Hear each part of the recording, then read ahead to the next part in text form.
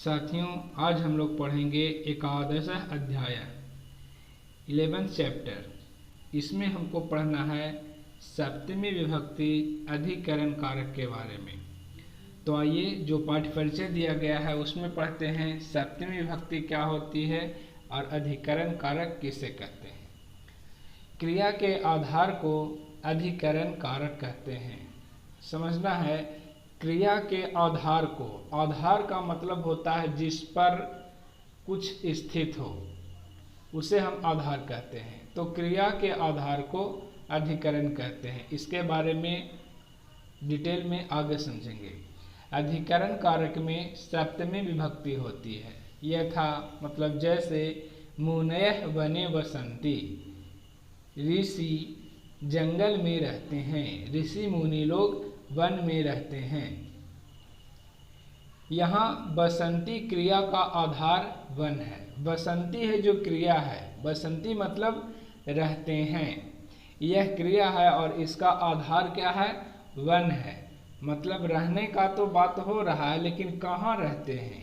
जैसे वन में रहते हैं तो वन है जो आधार हो गया। एक और उदाहरण लेकर समझते हैं। जैसे कुत्ता सड़क पर दौड़ता है। अब यहाँ पे दौड़ना है, धावती, वो क्रिया हो गया और क्रिया का आधार है दौड़ता है, लेकिन कहाँ दौड़ता है?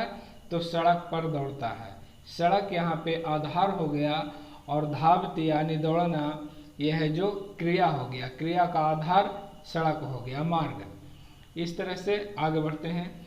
इसलिए इसमें सप्तमी विभक्ति का प्रयोग हुआ है। और अधिकरण कारक का चिन्ह, पहचान चिन्ह होता है वो में या पर। जब भी हम बोलेंगे तो या तो में का वहाँ प्रयोग होगा या तो फिर पर का प्रयोग होगा। यदि में और पर का प्रयोग हो रहा है तो हम बहुत ही आसानी से समझ सकते हैं कि यह अधिकरण कारक का वाक्य है। तो आइए अब आगे प्रारंभ करते हैं। गंगा। गंगा भारतस्य पवित्रा नदी अस्ति। गंगा भारत की पवित्र नदी है।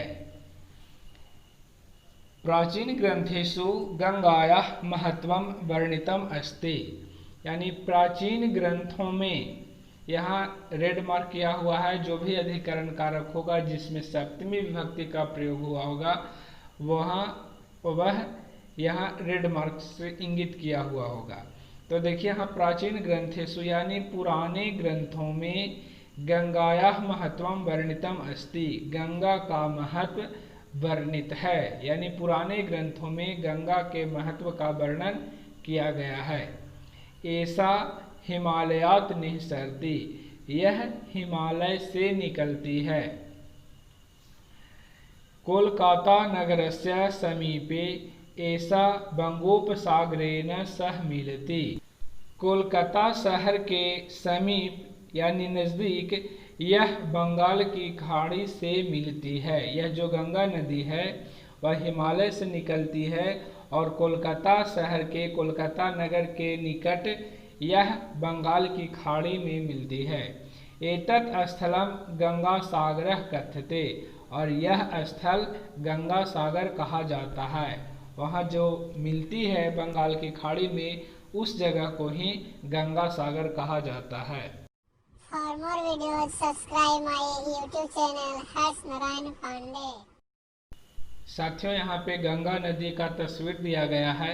इसमें हम लोग लेफ्ट साइड में देख पा रहे हैं कि बहुत सारे नावें हैं जो तैरने के मोड में है, और दाएं साइड बहुत सारा भीड़ है और उसके पीछे मंदिर की तस्वीर दिखाई दे रही है। इससे यह स्पष्ट होता है कि यह गंगा नदी के तट पर जरूर कोई पवित्र तीर्थ स्थल का ही दृश्य दिया गया है। तो आइए इस गंगा नदी के बारे में विशेष आगे जानकारी प्राप्त करते हैं। गंगायाः तटे अनेकानि प्रसिद्धानि तीर्थक्षेत्राणि सन्ति। गंगा के तट पर अनेकों प्रसिद्ध तीर्थ क्षेत्र हैं। तानि यथा, उन सबों में से वे सब हैं जैसे ऋषिकेशः, हरिद्वारम, प्रयागः, वाराणसी च। गंगा नदी के तट पर बसने वाले प्रसिद्ध तीर्थ क्षेत्र हैं, उनका नाम दिया गया है। ऋषिकेश है, हरिद्वार है, प्रयाग है और वाराणसी है। इन्हीं सभी में से किसी एक का तस्वीर हमें दिखाया गया है पुस्तक में। आगे देखते हैं, एतेषु तीर्थेषु प्रतिदिनम असंख्या जना गंगा जले स्नान्ति। इन सभी तीर्थों में प्रतिदिन असंख्य लोग गंगा के जल में स्नान करते हैं। ते विविधेषु मंदिरेषु देवान पूजयन्ति। वे लोग विभिन्न प्रकार के मंदिरों में देवताओं की पूजा करते हैं। यहाँ पे हम देख पा रहे हैं जो भी रेड मार्क है वो सब सप्तमी विभक्ति का प्रयोग किया गया है और सब के सब अधिकरण कारक में है। और मैंने बताया था कि जहाँ भी सप्तमी विभक्ति का प्रयोग होता है उसका अर्थ में या पर आता है। तो आप लोग ध्यान देते चलेंगे कि मैं में या पर का सेंस दे रहा हूँ कि नहीं। आगे देखिए, कुंभ मेलादिषु अवसरेषु लक्षाणि जनाः गंगा स्नानं कुर्वन्ति। कुंभ मेला आदि अवसरों पर लक्षाणि जनाः यानी लाखों लोग गंगा स्नान करते हैं। गंगायां स्नानेन बहु पुण्यम भवति इति हिंदूनां विश्वासः अस्ति। गंगायाम यानी गंगा में स्नान करने से बहुत पुण्य होता है, यह हिंदुओं का विश्वास है। यानी हिंदुओं का ऐसा मानना है कि गंगा में स्नान करने से बहुत पुण्य की प्राप्ति होती है। गंगायाम अनेका शोभना नौका तरंती। जैसा कि अभी हम लोग तस्वीर में देखे, गंगा में अनेकों नावें, अनेकों सुंदर सुंदर नावें तैरती हैं। तासु नौकासु जनाः जल विहारम अपि कुर्वन्ति। उन नौकाओं में, उन नावों में लोग जल विहार भी करते हैं, यानी जल में घूमने का आनंद भी उठाते हैं। उत्तर भारते विशालेषु क्षेत्रेषु गंगा जलस्य सेचनं भवति। उत्तर भारत में बड़े बड़े खेतों में गंगा जल का सिंचन होता है, यानी गंगा के जल से सिंचाई की जाती है। तेन कृषि कार्यम उत्तमम भवति। और उसके द्वारा कृषि का कार्य उत्तम होता है, यानी खेती बाड़ी का जो काम होता है वो गंगा जल से पटाया जाता है, जिससे खेती बाड़ी का काम बहुत ही उत्तम होता है। गंगा तटे स्थिताः ग्रामाः नगराणि च पानीय जलाय गंगायाम आश्रिता सन्ति।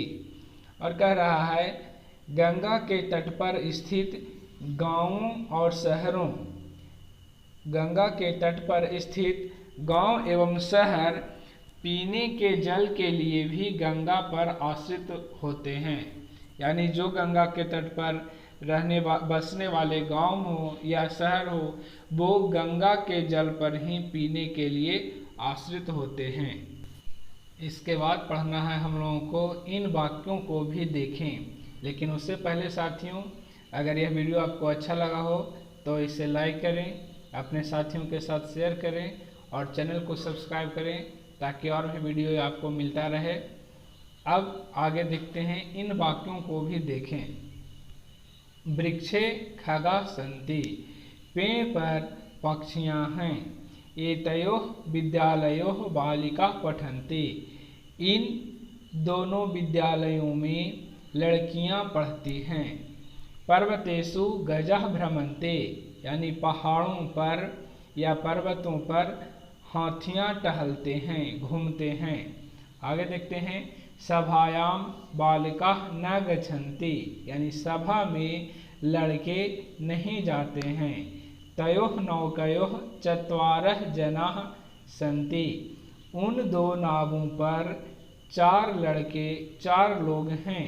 यानी उन दोनों नावों पर 4 लोग हैं।